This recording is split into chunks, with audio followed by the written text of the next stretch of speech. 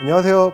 반갑습니다. 여러분들의 MBTI 해석을 맡을 MBTI 전문가 성기원이랍니다.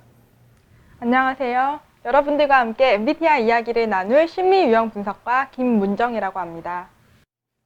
문정님은 MBTI 유형이 어떻게 되시나요? 저는 ESTP가 나왔어요. 저는 INTJ입니다.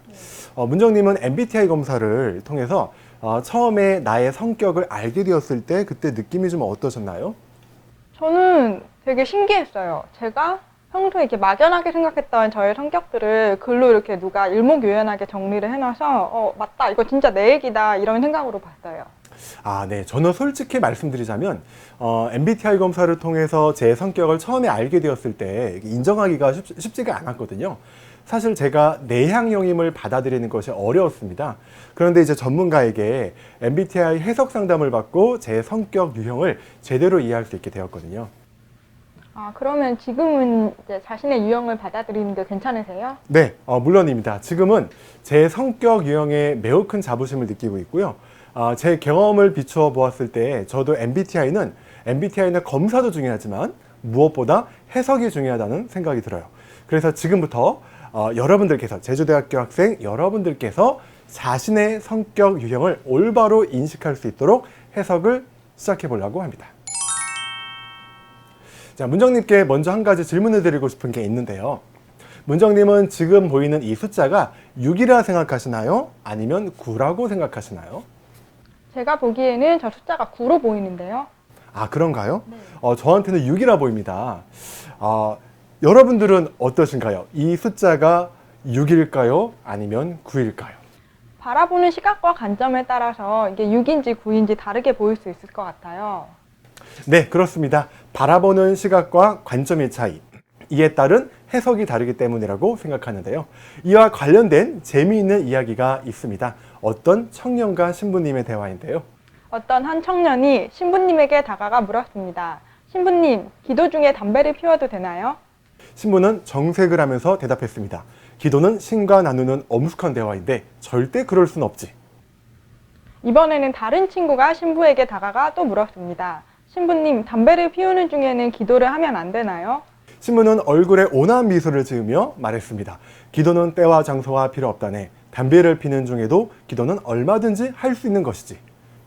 이렇게 신부님과 청년의 대화처럼 같은 것을 어떤 시각과 관점으로 바라보고 해석하느냐에 따라 다르게 인식할 수 있는 것 같습니다. MBTI는 바로 이 다름을 인식할 수 있도록 도와주는 도구입니다. 자, 우리의 다름을 인식할 수 있는 작은 활동 하나를 해볼까요? 자, 깍지 한번 껴보겠습니다. 네. 자, 문정님은 어느 쪽 엄지손가락이 위에 올랐나요? 저는 왼쪽 엄지손가락이 지금 위에 올라와 있어요. 저는 오른쪽 엄지가 위에 올라왔거든요. 그러면 저희들의 깍지를 반대로 껴볼까요? 어떠신가요? 좀 불편하고 뭔가 어색하네요. 네, 저도 이렇게 반대로 끼니까 좀 불편하고 어색한데요. 우리들의 성격은요, 이 깍지를 끼는 것과 같다라고 볼 수 있거든요. 우리가 깍지를 낄 때 오른쪽 엄지가 위에 올라오도록 껴야지, 시작, 이러고 끼는 게 아니잖아요. 나도 모르게 가장 자연스럽게 끼게 되는 깍지가 있듯이 우리들의 성격도 의식하지 않아도 자연스럽게 나타나는 것이 바로 우리들의 성격입니다. 마치 외향과 내향처럼 말이죠. 깍지를 반대로 꼈을 때는 어땠나요? 아마 제주대학교 학생 여러분들도 반대로 꼈을 때 대체로는 불편하셨을 거예요. 우리들의 성격도 마찬가지입니다. 외향이 내향처럼 또는 내향이 외향처럼 일부러 할 수도 있지만 뭔가 어색하고 불편할 수 있다는 거죠. MBTI 성격 유형은 이 깍지를 끼는 것처럼 자연스럽고 편안하게 나타나는 나의 경향성을 알려주는 지표라고 생각하시면 될 것 같아요.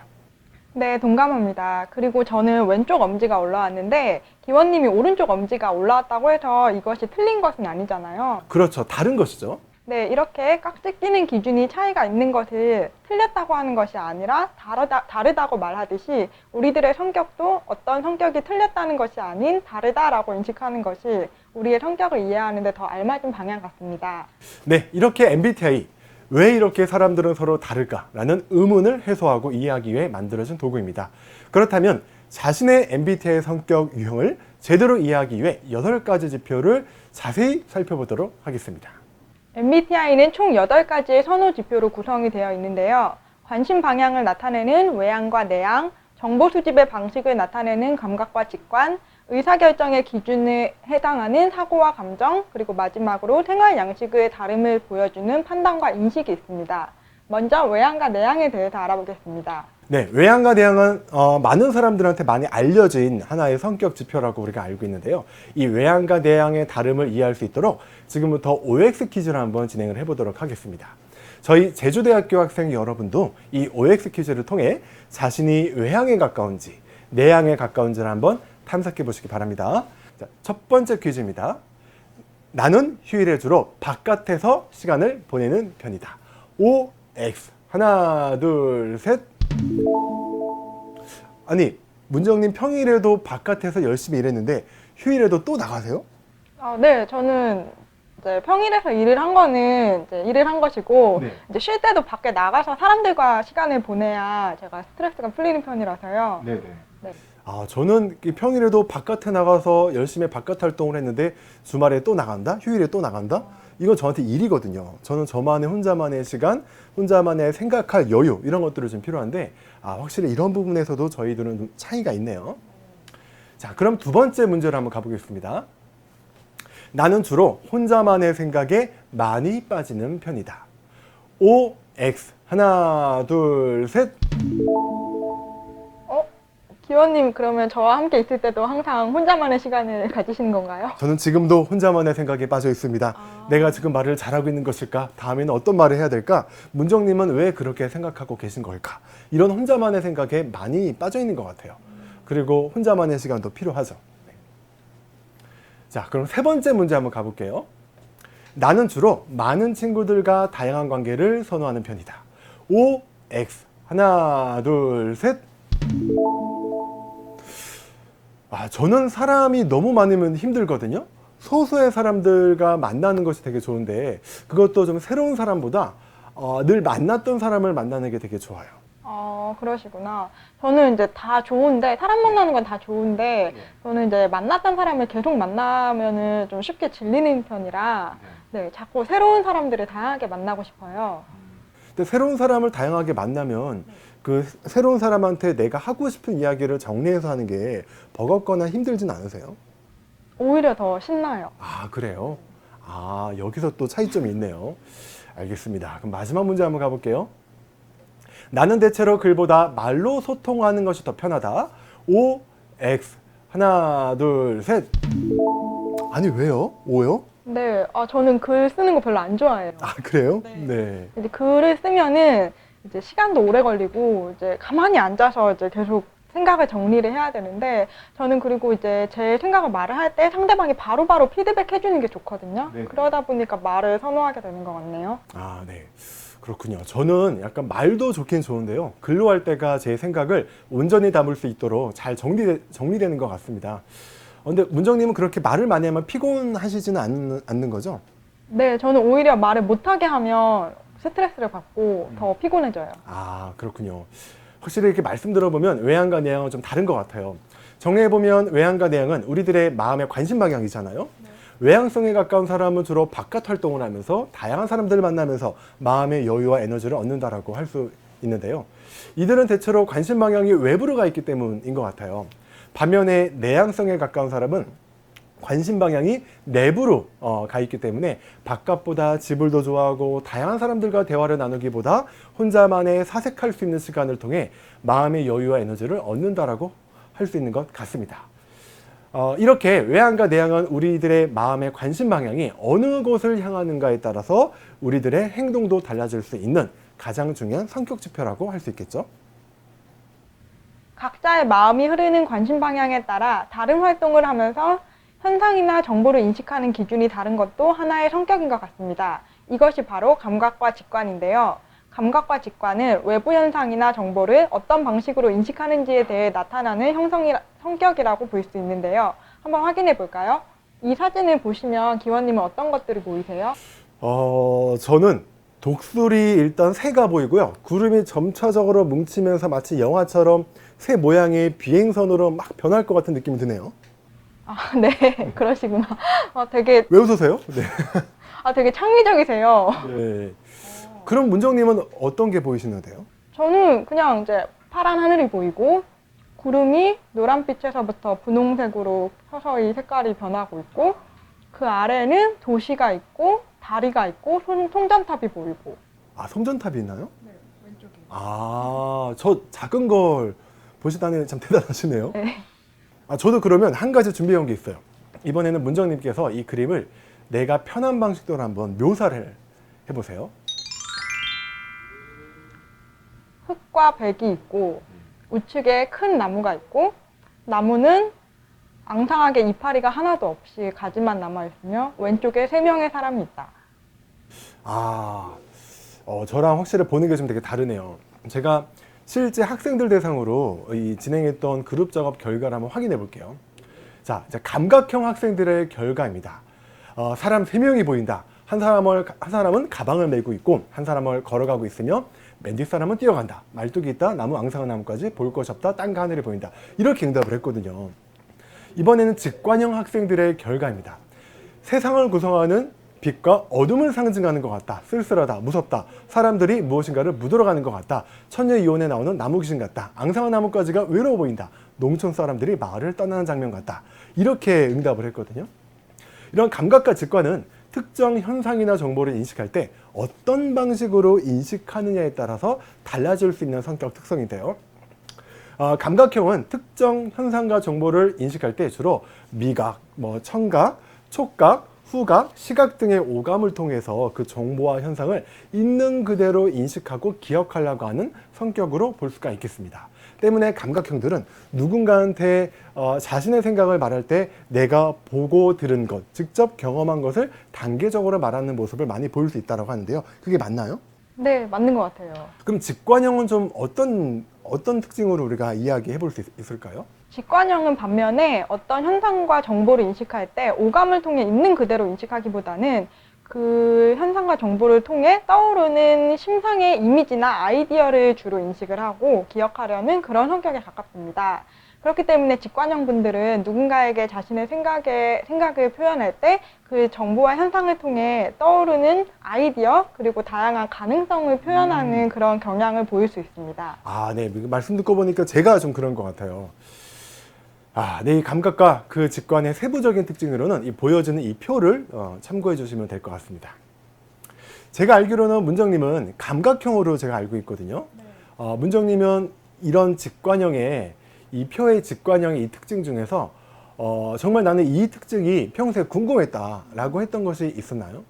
저는 직관형 분들의 특징 중에서 어떤 문제를 처리할 때 여태까지 사용해 본 적 없는 새로운 그런 방식으로 문제를 해결하는 그런 부분이 되게 특이하다고 느꼈어요. 네네.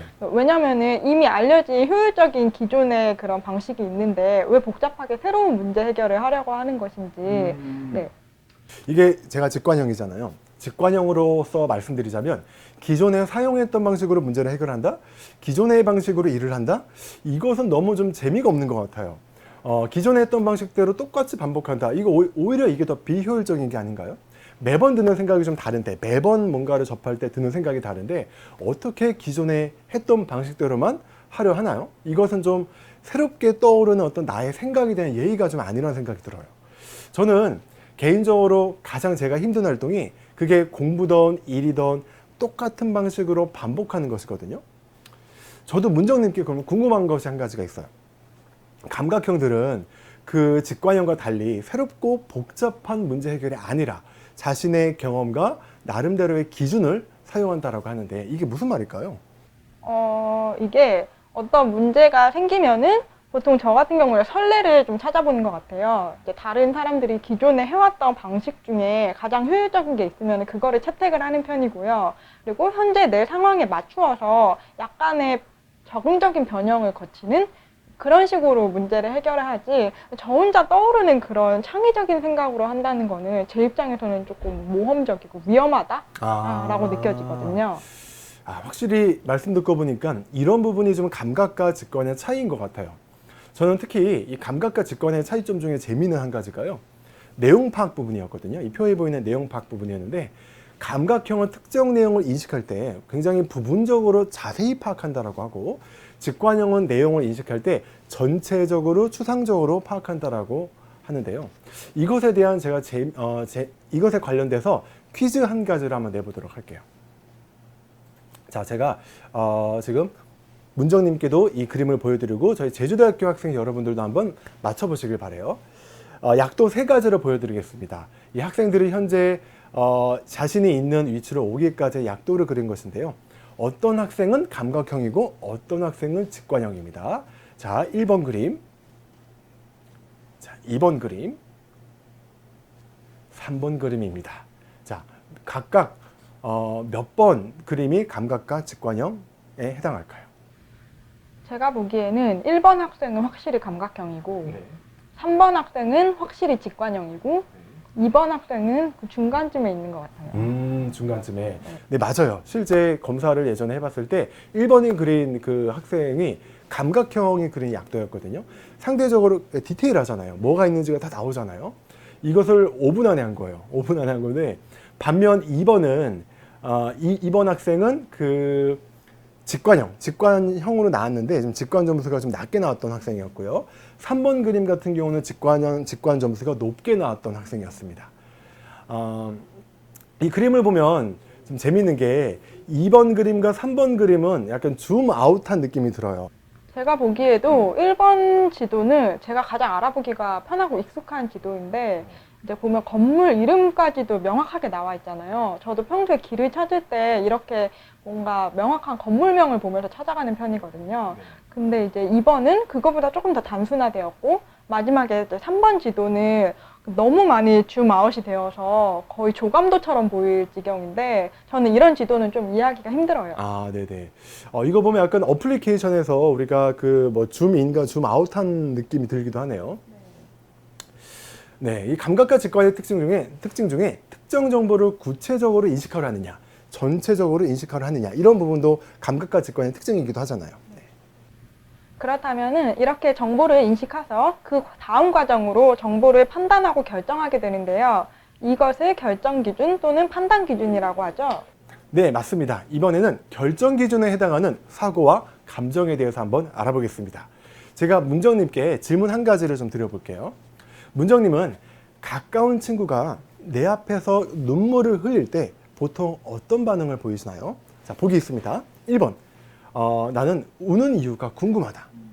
2번, 갑자기 나도 슬퍼진다. 몇 번이신가요? 1번이요. 1번이요? 네. 왜죠? 일단 너무 놀라고 네. 왜 울어?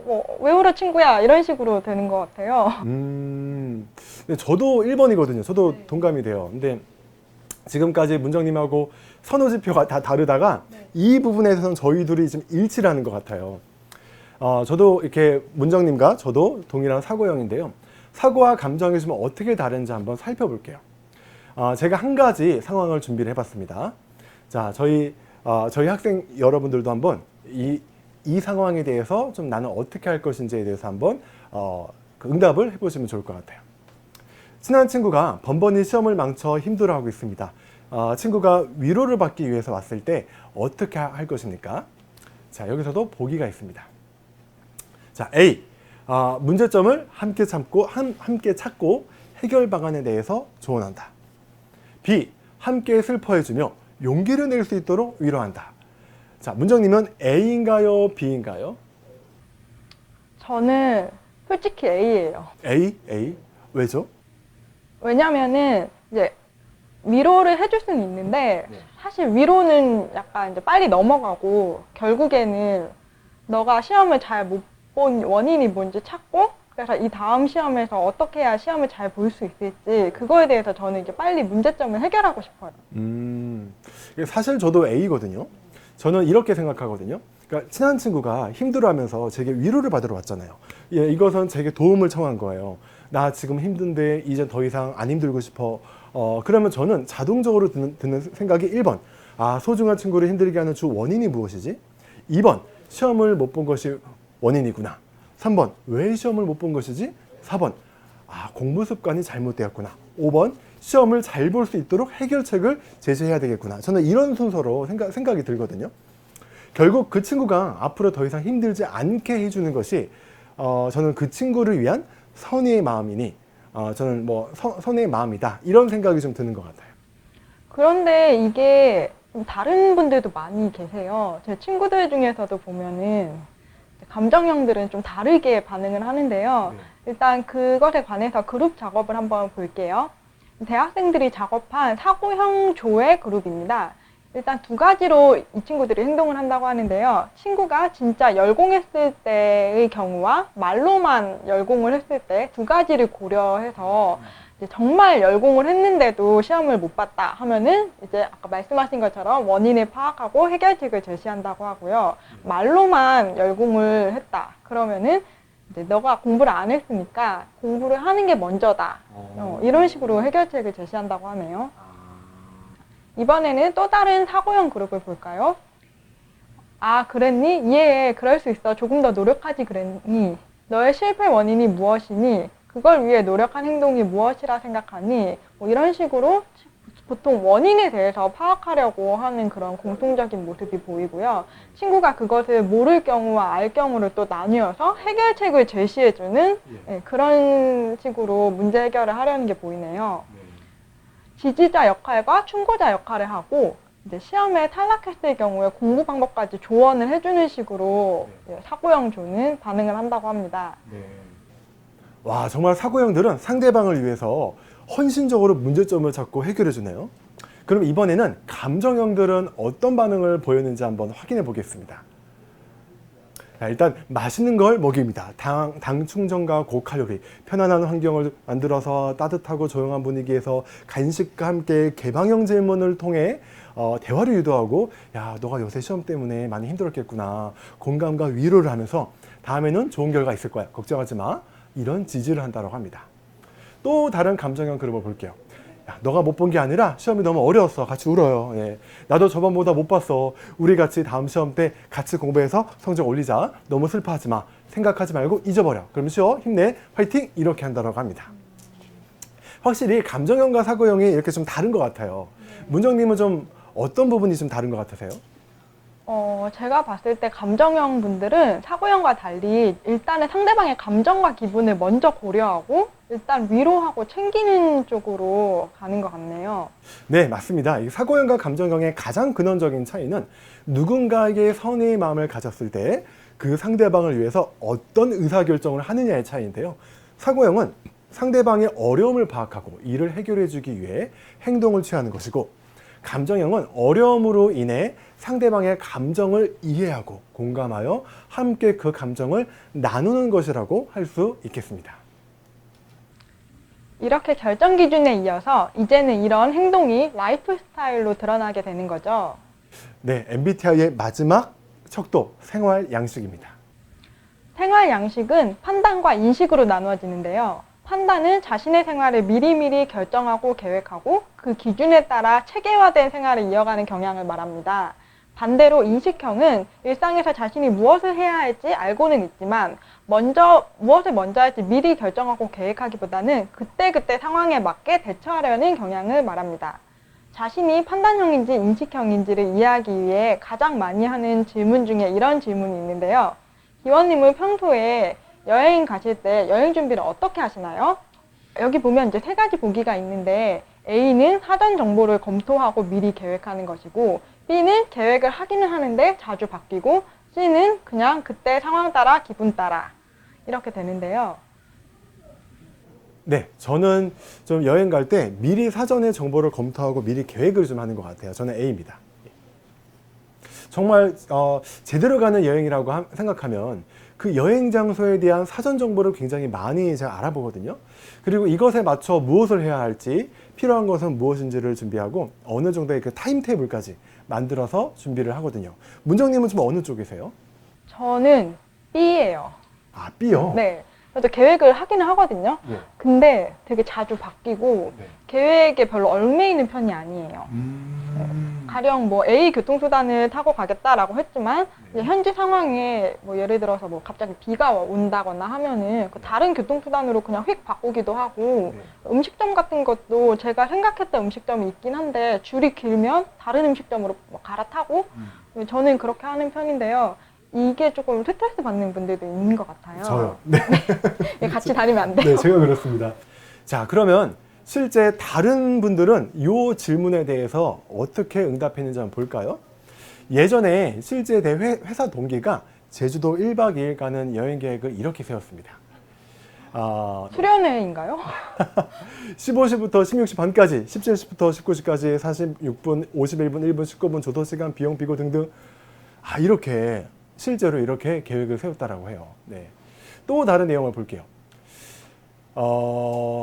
8시부터 10시까지 청주에서 서울로 올라오고 10시부터 12시까지 경복궁 관람을 한 차례 하고 12시부터 14시까지는 낮술을 마시고 14시에 알람이 울리면 14시부터 16시까지는 이태원 펍으로 가서 또 술을 마시고 16시에 일정이 또 알람이 울리면 이태원 호프에 가서 또 술을 마신다라고 합니다. 되게 계획적으로 술을 마시는 거네요. 맞아요. 결국 이렇게 술을 마시는 것도 계획적으로 한다라고 하네요. 그렇다면 인식형은 좀 어떤가요? 인식형들은 공통적으로 이런 패턴이 있더라고요. 어느 곳에 갈지, 무엇을 할지, 어디에서 잘지 굵직굵직한 것들만 결정을 하고 가서 뭘 할지, 뭘 먹을지는 현장의 날씨나 기분에 따라서 결정을 한다고 합니다. 대표적으로 이런 경우죠. 예를 들면은 일본의 오키나와에 가는데 비행기를 타고 숙박을 잡고 렌트카를 빌려서 상황에 따라 가고 싶은 곳을 가는 것이 여행이라고 합니다. 또 다른 사례를 봐도 비슷한데요. 이비자 섬에 가고 싶다. 가서 무엇을 하고 싶은지 일단 가자. 이게 거의 끝인 것 같아요. 이게 정말 계획인가요, 이게? 그럼요. 뭘 하고 싶은지는 빠짐없이 적어져 있잖아요. 네. 네, 좀 궁금한 게 있어요. 지금 보여주는 우리 그 참고 자료에서 세안용품은 왜 지웠을까요? 왜냐하면 세안용품은 호텔에 있기 때문이죠. 호텔에 있기 때문에. 뒤늦게 안 것 같아요. 네. 그럼 이번에는 제가 판단형인지 인식형인지를 좀 확인해 볼 수 있는 OX 퀴즈를 한 번 더 해보도록 하겠습니다. 저희 제주대학교 학생 여러분들도 자신이 O에 해당하는지 아니면 X에 해당하는지를 탐색해 보겠습니다. 자, 나는 내 물건이나 방을 주기적으로 정리하고 정돈하는 편이다. 자, OX. 하나, 둘, 셋. 이렇게 그때그때 정돈하고 정리하지 않는다는 거잖아요. 안 불편하신가요? 불편할 때 정리를 하는 거죠. 불편할 때 정리를 한다? 그 주기가 있진 않고 이제 네. 내 눈에 거슬리면 네네. 그때 하는 편이고요. 어떠세요, 기관님은? 저도 이렇게 정리를 이렇게 잘하는 건 아닌데 항상 마음은 주기적으로 정리하고 정돈해야 된다라는 약간의 압박을 좀 받고 있긴 하거든요. 자, 그러면 한 번 더 두 번째 문제를 통해서 저희들의 차이를 확인해 보도록 하겠습니다. 나는 사람들과의 만남에서 시간 약속을 비교적 정확히 지키는 편이다. OX. 하나, 둘, 셋. 저는 세모. 세모인가요? 네. 어떤 의미죠? 저는 이제 일 관련된 약속은 네. 어쩔 수 없이 사회적 약속이니까 정확히 네. 지키는 편인데 네. 한 번도 지각하고 그런 적은 없거든요. 네. 일할 때는. 근데 솔직히 친구들 만날 때는 좀 많이 늦는 것 같아요. 약간 공과사가 좀 이렇게 다르다라는 기준으로 확인이 됐는데 맞나요? 네. 네. 저도 이렇게 시간을 딱 지킨다라고 말하기는 좀 어렵지만, 지키기 위해서 굉장히 좀 많은 노력을 하거든요. 시간을 분 단위로 체크해 가면서, 이렇게 지키려고 노력을 많이 합니다. 근데 그렇게 했는데, 시간이 자꾸 틀어지면 그 과정에서 스트레스를 많이 받아요. 저는 확실히 판단형인 것 같아요. 자, 그러면 마지막 문제 한번 가보겠습니다. 나는 어떤 일을 마감해야 할 때 벼락치기를 은근히 즐기는 편이다. OX. 하나, 둘, 셋. 네, O인가요? 네. 저도 벼락치기를 안 하는 건 아니거든요. 어쩔 수 없이 하게 되긴 하거든요. 근데 저에게는 그 상황이 좀 불편하고 항상 후회를 많이 합니다. 이렇게 벼락치기를 할 거였으면 미리미리 끝내둘 걸. 그러면서 스트레스를 받고 좀 마감을 좀 하는데요. 문정님은 이걸 즐기신다고요? 저는 벼락치기 효율이 좋은 편이라서요. 네. 하고 나서 후회를 하기보다는 이렇게 하면 되는 거였네. 이런 생각을 좀 할 때가 많아요. 알겠습니다. 확실히 이렇게 얘기를 해보다 보니까 판단형과 인식형의 차이점을 더 명확하게 이해할 수 있었던 것 같습니다. 그럼 이제 마지막으로 16가지 성격 유형, 그리고 기질에 대해서 알아보도록 하겠습니다. MBTI의 8가지 지표가 4가지 코드로 조합되어 이렇게 16가지 유형이 도출되는데요. 이 16가지 성격 유형의 모든 특징을 다 다룰 수는 없겠지만 가장 많이 발생하는 오해 한 가지를 좀 이야기해 볼까 합니다. 전 세계의 사람이 수억만 명인데 어떻게 사람들을 딱 16가지로 무 자르듯이 분리할 수 있느냐 라는 질문을 가장 많이 받아요. 저는 이렇게 말씀드리고 싶어요. 16가지 성격 유형이 무 자르듯이 분리된 것이 아니라 특정 기준에 따라 16가지로 분류된 것이다 라고 말씀드리고 싶습니다. 16가지의 성격 유형은 각각 개별적인 특성들이 있지만 그렇다고 다른 유형과 공통 분모 없이 아주 독립적으로 분리된 개념은 아니거든요. 외향이라는 공통점을 가진 유형, 직관이라는 공통점을 가진 유형, 이렇게 적절한 교집합으로 구성된 기준이기에 각각의 유형이 개별적인 특성을 가지고 있으면서도 비슷한 공통 분모를 가지고 있습니다. 물론 같은 유형 안에서도 개별적인 특징들도 있어요. 다만 16가지의 성격 유형으로 분류된 것은 수억만 명의 사람들을 우리가 보다 쉽게 이해하고 소통하기 위한 목적으로 최소한으로 일반화한 성격 기준으로 보시면 되겠습니다. 사람들을 보다 쉽게 이해하고 소통하기 위한 목적으로 16가지 성격 유형을 4가지 기준으로 분류해보면 이렇게 나눌 수 있는데요. 이 4가지 기준은요, 과거에 플라톤이라는 철학자가 인간은 크게 합리론자, 이상가, 보호자, 예술가, 크게 4가지 기준으로 이해할 수 있다고 언급하였고, 현대 심리학자인 데이비드 커시가 MBTI와의 상관성을 연구해서 MBTI 결과에서도 플라톤의 기준을 볼 수 있도록 연구하였는데요. 여러분들 결과에 SJ가 있다면 보호자 기질, SP가 있다면 예술가 기질, NF가 있다면 이상가 기질, NT가 있다면 합리론자 기질이라고 이해하시면 되겠습니다. 네, 첫 번째 보호자 기질입니다. 보호자 기질은 이 4가지 기질 중에서 가장 그 책임감, 그리고 성실성, 그리고 내가 맡은 것들에 대해서 미루지 않고 꼼꼼하게 뭔가 잘해내는 그런 특징들을 갖고 있는데요. 혹시 문정님 그 주변에 보호자 기질에 좀 해당하는 분이 계신가요? 네, 저희 아버지가 보호자 기질이신 것 같은데요. 네. 방금 말씀하신 그 특징이 모두 있어요. 이렇게 근면성실하고, 일관적이시고, 일관적이고, 이렇게 책임감 강하시고, 네. 꼼꼼하고. 네. 네. 저희 어머니도 보호자 기질이세요. 근데 저희 어머니도 그 매일 하는 습관들이 있습니다. 아침에 일어나면 뭘 정리하고, 그리고 뭐 하고, 그리고 빨래나 청소를 하실 때도 굉장히 그 일관적이세요. 그 일관성도 또 보호자 기질이 갖고 있는 특징 같아요. 그리고 항상 저한테도 제 어렸을 적을 떠올려 보면 숙제나 뭐 과제나 해야 될 일을 미루는 거에 대해서 좀 그러지 말라고 저한테 항상 말씀을 하시고, 항상 숙제나 과제 이런 것들은 그 미리미리 끝내놔야 된다, 이렇게 말씀하시면서도 굉장히 계획적으로 삶을 좀 일관성 있게 살기를 원하시는 그런 부분들을 저한테 많이 요구를 하셨던 것으로 기억을 해요. 문정님의 아버님도 아버지도 네. 좀 그런 부분이 있었나요? 네, 뭐 되게 기본적인 거 되게 중시하시고, 뭐 네. 정리정돈, 숙제, 뭐 어른들 공경하기, 네. 그런 잔소리를 많이 듣고 자랐죠. 아, 네네. 정말 그 책임감과 성실성으로 말할 수 있는 보호자 기질인 것 같아요.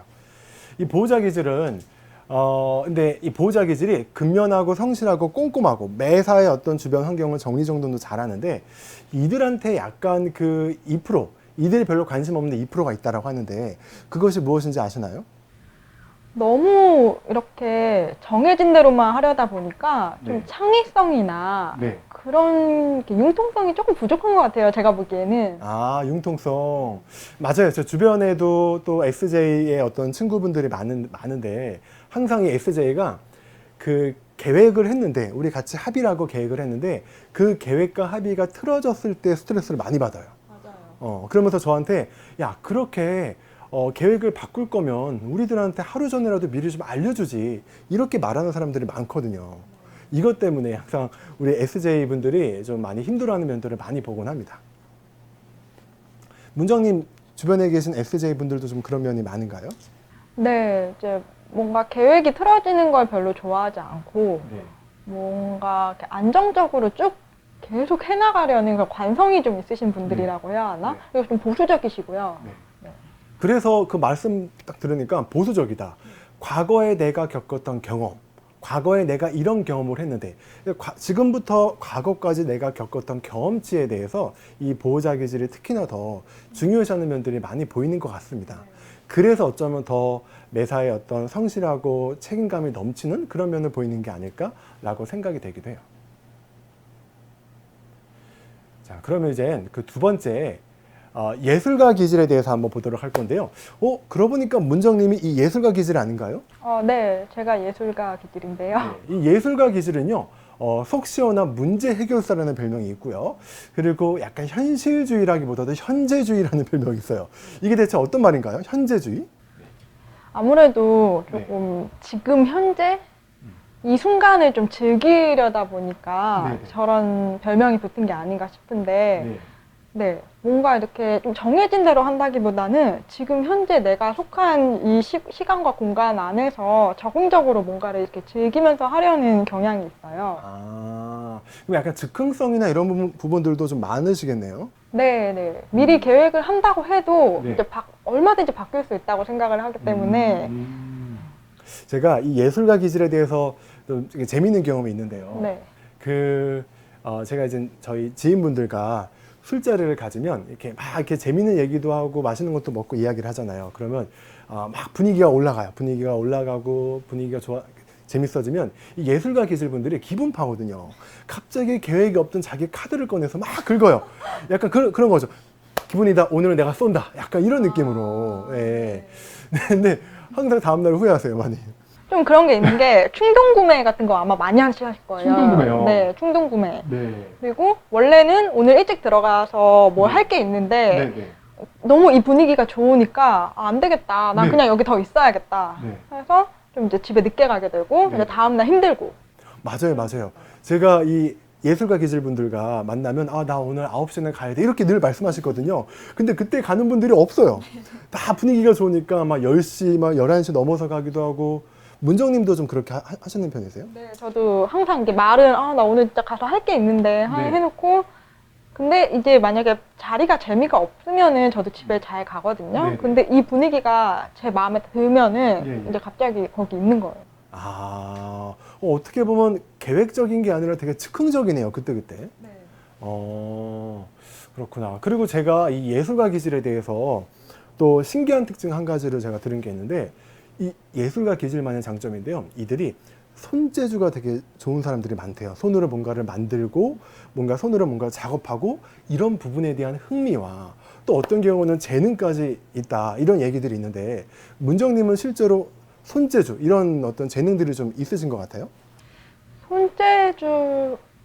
손재주라기보다는 뭔가 감각적인 활동을 즐겨 하는 게 있기는 해요. 뭘 이렇게 좀 즐기고 향유하고 약간 예술 쪽으로 좀 관심이 많은 것도 있고 뭐 음식이나 패션 같은 오감이 관련된 그런 쪽에 좀 관심이 많이 있는 것 같고 제 주변에 SP 기질 친구들을 보면은 뭐 음악을 취미로 한다거나 뭐 주얼리 쪽에 굉장히 관심이 있어서 뭐 세공 같은 거를 한다거나 뭐 그런 친구들이 꽤 있어요. 그러니까 약간 세공 같은 것도 내가 미세하게 관찰하고 그런 것들을 좋은 감각으로 어떻게 보면 되게 뛰어난 감각으로 세공을 해야 되는 거잖아요. 네. 확실히 SP 기질이 정말 좋아하는 영역인 것 같기도 합니다. 그러면 문정님은요, 별로 관심이 없는, 내가 2% 관심이 없는 부분이 있다라고 하면 좀 어떤 부분인 것 같아요? 저는 종교적인 것? 철학적으로 사색하는 거에 관심이 좀 없어요. 종교적인 것. 네. 종교적이고 철학적으로 사색하는 거는 오감으로 내가 관찰할 수 있는 건 아니잖아요. 그렇죠. 좀 안 보이는 영역이기 때문에 관심이 좀 덜 가고 생각을 오래 하기도 좀 피곤하고 그런 것 같아요. 그렇군요. 그리고 제가 알고 있는 SP 기질이 또 관심 없는 또 한 가지가 뭐 잘 안 되는 거기도 해요. 그 마감에 맞게 딱 이렇게 끝내는 거. 이게 또 잘 안 된다고 하시거든요. 네. 어떠세요?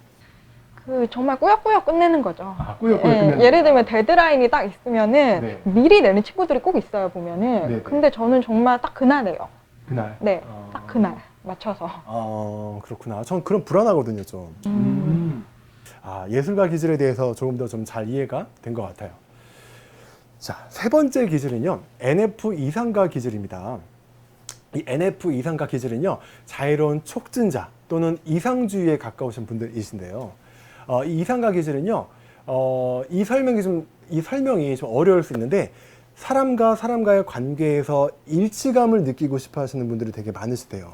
그 말은 나와 너가 함께 얼굴을 마주보고 대화를 하는데 이 순간만큼 나와 너와의 어떤 감정이나 여러 가지 뭐 그 생각이나 이상들이 함께 이렇게 일치화돼서 깊은 교감, 깊은 공감을 또 나누고 싶어 하는 그런 기질이 또 이상과 기질이라고 말을 하는데요. 그러다 보니까 이들이 사람 관계에 대해서 굉장히 섬세해요. 제가 알고 있는 어떤 NF분들은 그 상대방을 많이 만나보지도 않았는데 그 상대방이 어떤 감정인지 또는 어떤 사람인지를 그 감정적인 부분에서 쉽게 파악한다라고 이야기를 하는데요. 문정님 주변에는 이런 이상과 기질 분들이 좀 있으신가요? 네. 제 친구들 중에 NF 기질이 좀 많이 있는데 네. 되게 소녀스럽고 소녀스럽고? 네, 좀 이렇게 뭔가 항상 동화를 꿈꾸는 것 같은 그런 네. 친구들이 많고요. 감성적인 것도 있고 네. 네, 그리고 좀 이렇게 뭔가 항상 이렇게 붕 떠 있는 것 같아요. 제가 보기에는. 붕 떠 있다. 네. 붕 떠 있다. 약간 그런 말일까요? 현실적인 대화를 하면서도 약간 이상과 기질은 현실 너머에 있는 어떤 가능성이나 아이디어를 막 이야기한다던가 뭐 이런 부분일까요? 그렇죠. 네. 경험이 있습니다. 저도. 뭐냐면 지금 현재 우리가 앞에서 뭐 백화점에 갔던 경험 이야기를 하고 있는데 갑자기 뭐 고양이 이야기를 하거나 갑자기 막 강아지 이야기를 하거나 전혀 백화점과 관련 없는 이야기를 하거나 뭐 이런 경험들, 이건 어떻게 보면 직관의 특징이라고 볼 수도 있겠죠. 그리고 이 이상과 기질은 약간 더 나은 세상, 뭔가 앞으로 더 나은 세상, 앞으로는 이렇게 되었으면 좋겠다, 이런 어떤 자기만의 있던 이상을 또 갖고 있다라고 하고요. 특히 이상과 기질의 재미있는 특징 중에 한 가지가 자아 실현의 욕구가 되게 많거든요. 근데 이 말을 좀 다르게 말하면 자기 자신한테 관심이 되게 많아요. 내 감정, 내가 뭘 하고 싶은지, 내 기분이 어떤지, 나 자신에 대해서 관심이 되게 많은 기질이래요. 제가 생각해보니까 이 친구들이 심리 테스트가 되게 좋아하는, 심리 테스트를 유독 좋아해요. 이 친구들이. 예, 예. 특히나 맞아요. 특히 심리 검사하는 거 다른 기질 중에서 이상과 기질 분들이 가장 좋아했던 것 같아요. 그 주변에도 그 문정님 주변에도 이상과 기질 보면 그 자기 자신한테 관심이 되게 많은 분들이 있죠. 네, 자기 자신, 그리고 자기 자신을 둘러싼 사람들의 감정들. 그런 거에 관심이 많은 것 같아요. 네네. 그리고 이 이상과 기질이 특히나 관계에서 어떤 다른 기질보다도 상처를 되게 많이 받는다라고 해요. 그러니까 다른 사람들한테 50의 강도는 나한테 이게 상처가 아닌데 이상과 기질한테는 50의 강도도 나한테는 되게 상처가 될 수 있는 거죠. 그만큼 이 사람과 사람과의 관계에서 감정이 섬세한 기질이라고 하네요. 네. 근데 약간 이 이상과 기질한테 이상과 기질이 잘 안 되는 게 있다라고 해요. 그게 혹시 뭔지 알고 계신가요? 제가 보기에는 좀 이런 상황에서는 감정보다는 그럼에도 불구하고 처리해야 하는 일이 있는데 그런 것들을 이렇게 체계적으로 일 처리를 해야 된다는 부분에서 좀 압박감을 많이 느끼는 것 같아요. 그러니까 현실적인 부분을 내가 이렇게 처리해야 된다는 압박감. 맞아요. 그런 부분도 한 가지가 있고요. 그 부분과 좀 더해서, 현실을 있는 그대로 직면하는 게 이들이 좀 어려워하시는 것 같아요. 그러니까 오히려 현실을 있는 그대로 직면했을 때 받는 이들만의 어떤 상처 같은 게 있거든요. 그래서 이 현실을 있는 그대로 직면하는 게 어려우니까 좀 더 내가 상상을 많이 하거나 앞으로는 더 이렇게 잘 될 거야, 이런 어떤 이상적인 생각을 더 많이 하는 게 아닐까라고 생각이 좀 들기도 합니다. 자, 그럼 이제 마지막 기질, 합리론자 기질을 보겠습니다. 자, 참고로 제가 합리론자 기질이거든요. NT 기질이라고도 말하는데 예측불허의 전략가, 합리주의에 가까운 분들이 바로 이분들이세요. NT 기질은요, 합리론자 기질은요, 주요한 특징이 내가 딱 관심 있는 한 가지에 딱 꽂히면요, 그 한 가지를 막 파고드는 자기만의 어떤 전문성이라고 해야 될까요? 뭐 웃기게 이야기하자면 약간 덕후 기질이 있다라고 볼 수도 있는데요. 이들은 이론에 되게 관심이 많고요. 그리고 내가 관심 있는 부분이 현실적인 게 아닐지라도 뭔가 이면의 어떤 패턴이나 현상을 파악하고 통찰하는데 그런 부분에 있어서 흥미가 되게 많은 기질이라고도 볼 수 있어요. 그리고 공부하는 것도 굉장히 좋아하고요. 단 공부가 학교 공부가 아닐 수도 있습니다. 내가 좋아하는 공부가 딱 있으면요. 그 한 가지에 딱 꽂히면 그 한 가지를 굉장히 깊게 공부를 많이 하거든요. 자, 이런 면을 갖고 있는 게 좀 NT 기질인데, 문정님 주변에는 이런 NT 기질들이 좀 있나요? 네, 떠오르는 사람이 한 명 있는데, 누가요? 저요? 네, 뭐 친구 중에서도 가끔 가다 이제 있는데, 약간 제가 느끼기에는, 되게 공부를, 말씀하신 것처럼 공부를 좋아하는데, 약간 이론적인 공부를 좋아한다고 느껴졌어요, 제가 보기에는. 공부요? 네, 그러니까 현장의 공부라기보다는 네. 이렇게 책상, 이렇게 앉아서 이제 인터넷 같은 걸로 하는 공부를 되게 좋아하고, 네네. 그리고 좀 토론하는 것도 되게 좋아하고. 아, 토론 저 정말 좋아하거든요. 아, 네. 그리고 뭔가 그 자기만의 지식 체계 같은 게 좀 있어요. 네네. 나무 위키 같은 사람이에요. 나무 위키 같은 사람. 네, 제가 느끼기에. 맞아요. 저도 토론을 되게 좋아하거든요. 그 토론이 누군가를 막 공격하고 뭐 상처받게 하려는 게 아니라 그 토론을 통해서 우리 둘이 더 상대방과 더 많은 지식을 공유하고 성장할 수 있다라고 믿거든요. 자, 그런 부분에서 토론은 사실 이 NT 기질한테는 빼놓을 수 없는 게 아닐까라고 싶기도 하고요. 그리고 이 NT 기질은 현실적이지 않은 면들도 좀 있습니다. 그 현실적인 부분의 이면에 있는 보이지는 않지만 이건 앞으로 이렇게 될 거야. 이런 자기만의 예측이나 통찰을 하기도 하거든요. 이제 그런 부분이 좀 이들만의 어떤 미래를 예측하려고 하는 또 하나의 장점이 아닌가 싶기도 하고요. 무엇보다도 이 NT 기질은 뭔가 아는 것이 힘이다라는 생각을 갖고 있어요. 무엇이든 내가 파악하고 이해해야 된다. 이런 생각을 갖고 있고, 그리고 자신을 좀 강하다라고 생각하는 사람들이 좀 많습니다. 근데 혹시 문정님 알고 계세요? 이 NT 기질이 잘 못하는 게 있습니다. 그게 뭘까요? 좀 이렇게 간지럽고 감성적인 거 되게 안 좋아하던데요. 감성적인 거? 네. 맞아요. 제가 저를 봤을 때 약간 감정 표현이 잘 안 돼요. 뭐 예를 들면 나 오늘 좀 뭐 기분이 우울해. 약간 이런 말을 할 수 있잖아요. 네. 이런 말도 제가 나 오늘 좀 기분이 우울한 것 같아. 이런 식으로 좀 이야기를 하거나, 이게 저한테는 최대의 표현이거든요. 아니면 나 너 좋아해. 이렇게 말할 수 있는 것도 나 너를 좀 좋아하는 것 같은데, 약간 이런 식으로 말하거나, 약간 감정 표현이 좀 어색하거나 잘 안 될 때가 있거든요. 그런 부분들이 좀 NT 기질이 가지고 있는 공통점이 또 아닐까 싶기도 하네요. 네. 자, 이렇게 우리가 4가지 기질에 대해서 살펴보았는데요. 자, 이 4가지 기질은요, 데이비드 커시가 말하기로는 각각의 지능을 갖고 있다라고 말을 합니다.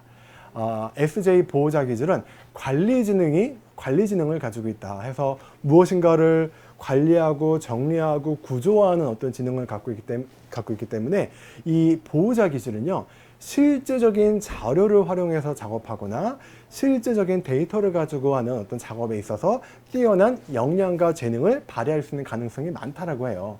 그리고 이 보호자 기질은 관리지능 다음에는 전술지능 다음에는 관계지향지능이 또 높게 발달되어 있다라고 하니까, 우리 제주대학교 학생분들은 내가 SJ 보호자 기질이라고 하면 나한테 어떤 지능이 우선적으로 있는지 확인하시고 그 지능에 맞는 나만의 진로나 역할을 탐색해 보시는 것도 좋을 것 같습니다.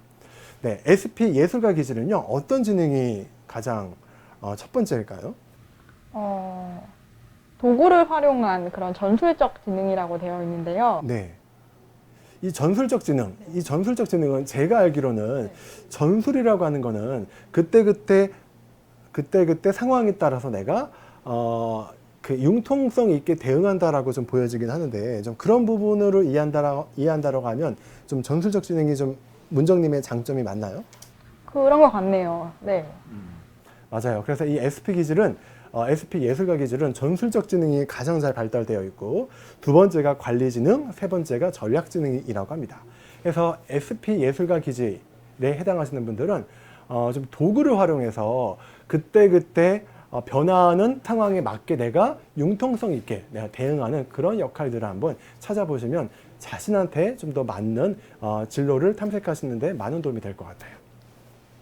NF 기질은요, NF 이상가 기질은 관계지향적 지능이 가장 많이 발달되어 있다고 합니다. 이 관계지향적 지능이 발달이 많이 되어 있으면 어떤 부분에 장점이 있을까요? 좀 그룹 활동으로 일을 하는데 유리하지 않을까요? 다른 사람들을 대면하는?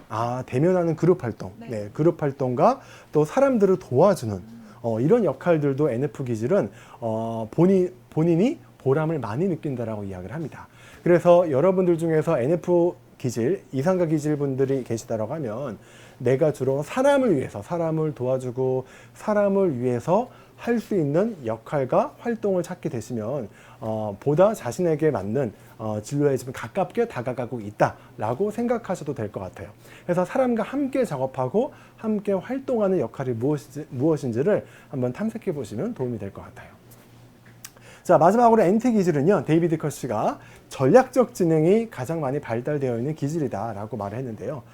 이들은 이 전략적 지능, 이 말은 내가 가고자 하는 비전을 향해서 지금부터 이 비전까지 가기 위해서 어떤 식으로 우리가 해야 될 역할, 내가 해야 될 역할을 구조화하면 좋을까, 이런 부분들을 적재적소에 잘 배치를 하고 준비해가는 그런 지능이라고 볼 수 있거든요. 그래서 이들이 전략가라는 별명을 가지고 있습니다. 저희 학생들 중에서 이 NT 기질에 해당하는 학생들은요, 내가 이제 관심 있는 분야, 그리고 이 관심 있는 분야에서 내 전문가가 되기 위해서 어떻게 하면 내가 전략적으로 이런 부분들을 잘 설계하고 이끌어갈 수 있을까, 이런 부분에 대한 지능을 가지고 계시기 때문에 이 자신만의 지능을 잘 활용해서 자신의 진로 탐색을 해보시면 좋을 것 같아요. 그리고 이 NT 기질은요, 두 번째로 관계지향적 지능이 잘 발달이 되어 있다고 합니다. 그래서 사람들의 마음을 성찰하고 통찰하고 함께 관계를 이끌어가는 부분들도 NT 기질한테는 두 번째 지능이라고 하니까 저희 학생들 중에서 NT 기질에 계시면 이 자신만의 이런 지능들을 잘 활용하시면 좋을 것 같아요. 네, 저희가 지금까지 MBTI 성격 유형에 대해서 알아보고 나는 어떤 성격인가, 그리고 어떤 특징을 갖고 있는가에 대해서 한번 문정님과 살펴보았는데요. 그럼에도 불구하고 우리가 이 짧은 시간 동안에 나의 성격을 다 이해하기에는 좀 다소 부족함이 있을 수도 있는 것 같습니다. 이를 위해서 한 가지 좀 안내를 드릴 게 있는데요. 저희 제주대학교에 학생 상담 센터가 있습니다. 저희 센터에서는 학생들의 심리, 대인관계, 진로, 학업, 이성관계 등에 대해서 체계적인 상담 서비스를 제공하고 있는 전문 상담 기관으로 다양한 상담 프로그램의 개발, 운영을 통해 학생들의 건강한 대학생활과 올바른 인성 함양, 자아성장 촉진을 지원하고 있어요. 이 말은 MBTI 검사도 하고 있고요. 그리고 MBTI 검사 후에 더 심오하고 자세한 해석을 받으실 수가 있습니다. 문정님도 제가 알기로는 그 MBTI 검사를 하신 이후에 전문가분께 더 깊이 있는 상담을 받으셨던 것으로 알고 있는데요. 그 상담을 받기 전과 받은 후 좀 차이점이 있었나요?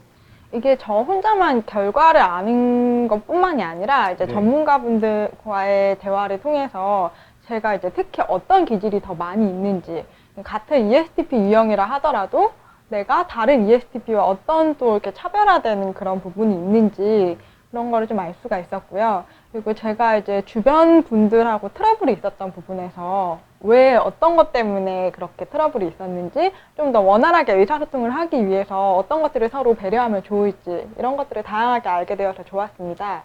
네, 맞아요. 그게 우리가 MBTI 해석 상담을 정확하게 받아야 되는 이유는요.